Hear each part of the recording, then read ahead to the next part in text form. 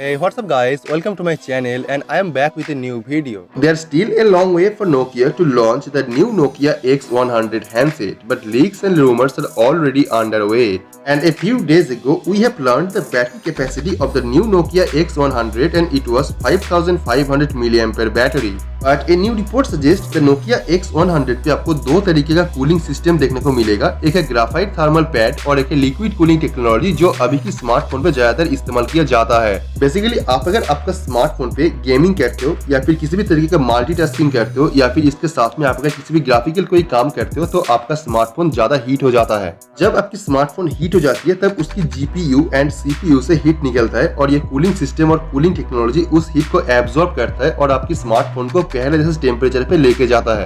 आप अगर ये स्मार्टफोन को डेली इस्तेमाल करते हो या फिर किसी हेवी काम करते हो, गेम खेलते हो या फिर कोई ग्राफिकल काम करते हो तो ये दोनों कूलिंग सिस्टम में किसी भी तरीके डिफरेंशिएट आप नहीं कर पाएंगे क्योंकि ये दोनों का काम करने का तरीका काफी सिमिलर है और ये काफी सेम आपको रिजल्ट प्रोवाइड करता है। Bottom line is don't worry about the cooling technology because ये दोनों सिस्टम काफी सिमिलर है और ये दोनों सेम तरीके से काम करते हैं जो आपको कूलिंग टेक्नोलॉजी में काफी सिमिलर रिजल्ट प्रोवाइड करेगा। नोकिया X100 पे स्नैपड्रैगन का 765 के ऑक्टा प्रोसेसर देखने को मिलेगा जो 7 नैनोमीटर टेक्नोलॉजी बिल्ड है और ये काफी बैटरी एफिशिएंसी में मदद करती है। ये फोन पे आपको 65 वॉट की क्विक चार्जिंग टेक्नोलॉजी भी देखने को मिल सकता है बट ये श्योर नहीं है, बट ये रूमर है कि ये फोन के साथ ये देखने को मिल सकता है। यहाँ पे एक और न्यूज है फोन की सेल्फी कैमरे के बारे में कि नोकिया X100 पे आपको 32 मेगापिक्सल का सेल्फी कैमरा मिलेगा जो एआई टेक्नोलॉजी के साथ कंबाइन होकर आपको ग्रेट क्वालिटी फोटो प्रोवाइड करेगा। सेल्फी कैमरा आज की स्मार्टफोन पे एक ह्यूज रोल प्ले करती है और इसके कारण यहाँ पे काफी कमाल का सेल्फी कैमरा मिलेगा जिससे आप काफी कमाल का फोटो कैप्चर कर पाएंगे। नोकिया X100 पे